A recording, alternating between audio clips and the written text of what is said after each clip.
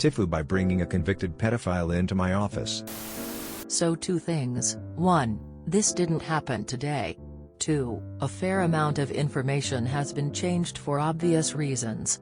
So 2 years ago I was working for a company, and my job was to produce online informative video content. Part of my job was to find experts in this industry and ask them to come in to be interviewed. So my boss and I were at this event and this guy got up and gave this really interesting talk. He had left his extremely senior position in the industry to start this new business. Let's call him John Smith. His real name was fairly uncommon, which is important. We both thought that would make great content for us, so we spoke to him and he was a really nice guy. He said he would love to come and be interviewed. So fast forward a couple of weeks and we're setting up the lights and cameras before he arrives and I Google him to try and find his LinkedIn page. For some reason I decided to scroll past the first 5 results and I see a news article about a huge child pornography case for this guy John Smith, jailed for 7 years. I said to my boss, "Hey look. This is so unfortunate he shares the exact same name as this pedo. How terrible. You must get that all the time." My boss says, "God yeah. Well let's make this content do really well so it bumps that off the Google results." John Smith turns up, we get on like a house on fire. I really liked the guy.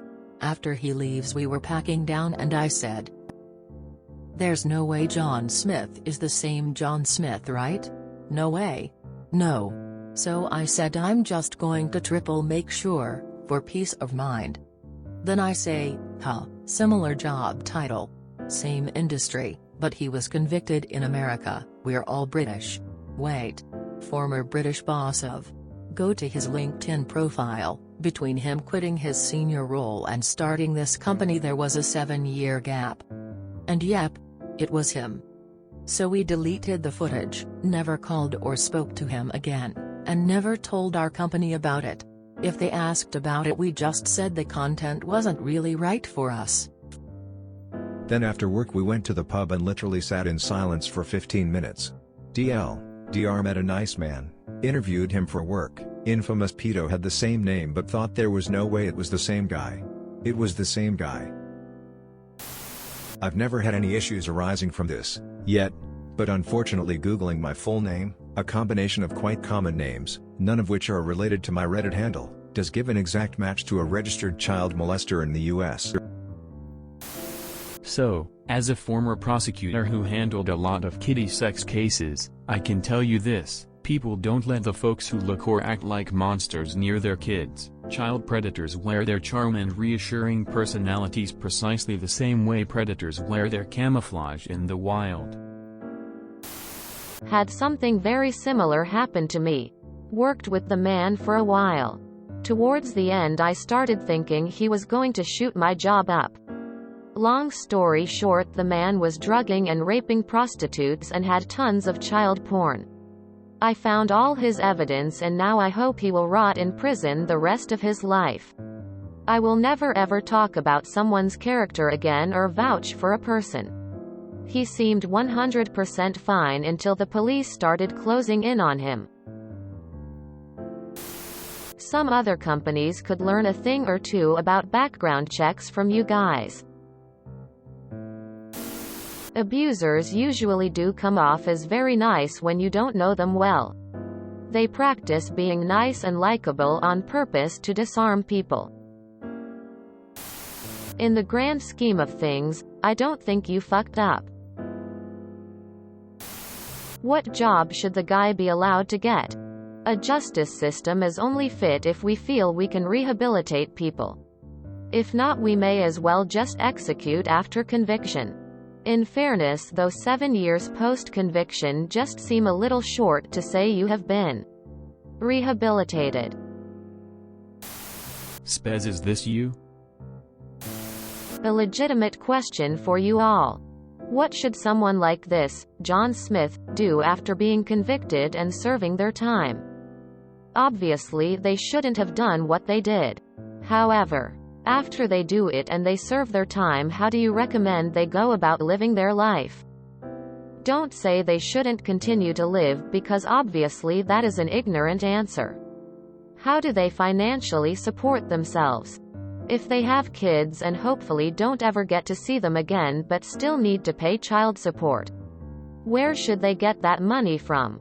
I'm genuinely curious what the general public thinks someone like this should live after their horrendous acts.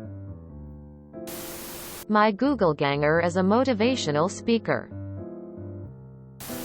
Wow. Very active debate here. Just wanted to make two things clear. 1. This was not a hire by any stretch. It was a video interview for a very public marketing campaign. There wasn't any money exchanged in any way. 2. I get there's a lot of people saying that I owe this guy a second chance because he did his time. But anyone who has worked in marketing knows that if this went out, it could have gotten me fired. I don't care what anyone says about rehabilitation. I don't owe a pedophile anything. Especially not putting my job at risk. I know this is unrelated, but does anyone else find it annoying when people say, kiddie porn? Like, for one, no one calls children kitties. For 2, it sounds like porn of cats. And for 3, saying the word kiddie instead of child or kid makes you sound like a pedophile. To be fair, he served his jail time. That's kind of the point of jail. This reminds me of the time at my video production company where our new salesman finally got his first big lead on a client and everybody was super excited, and it was for this big church. They wanted something like worship, music videos, and everybody was super happy for our new salesman, who had been struggling with getting a sale. And when our manager was listening to some of the songs they sent us, we were a little bit put off by some of the lyrics to the song. We pretty much all figured that it was just because of poor translation, since it was a Chinese church and we are in America. And so after more talk with the client and seeing some more of these songs, we decided to Google the church, and sure enough, it was a pretty famous cult. We respectfully passed on the client. My real name is very uncommon. My surname specifically very common first name, but combined even rarer. Literally like 3 people in the whole world. And it just so happens other guy, awkwardly not too far from me, is a convicted peeping Tom spying on his tenants while showering, etc. He is mid-50s. I am late 20s. Come to think of it, maybe this is why I've been denied jobs without knowing. I do staffing and recruiting for a living, and I helped get this lady a job at the beginning of my career as a material handler for a nice med device company. I was only like 6 months in, and the 10-year gap in her resume didn't really set off any red flags for me, because she explained she was a stay-at-home mom. We got her hired, and then a week later the hiring manager called me after Googling her name. Apparently she went to jail for some terrible crimes that her and her husband did to children. I guess she was really well liked there though, and seemed to have repented for what she did, so they kept her. Unpopular opinion. He apparently served his sentence. So why not give him another chance? I really hate people having bias towards former inmates. And I'm willing to extend this to murderers. Or child molesters. The worst of kind. But people can change. And I'm willing to give anyone the benefit of doubt. He got catched. He served for his crime. And apparently, he didn't try to do anything with kids ever since. Which he certainly is banned now. Rightfully. For life. And from, it seems, trying just to get back into society somehow. It's for sure a difficult topic. And you probably did the right thing not to make yourself getting attacked for it. But maybe it would have been a better approach to actually talk this over with your top boss. My father is a pedo. And he is extremely charming. It's super easy to like him. He gets along with everyone and they all admire him so much. Sorta like the John Smith guy you described. OFC. Unless you've done something to anger him. He's a narc on top of being a pedo. But you can't tell they're a pedo at all and they come off as the kind of person that wouldn't do something like that. Were you a Reddit admin? We had a guy come in for an interview that we later found had made the news for his polygamy and serial infidelity.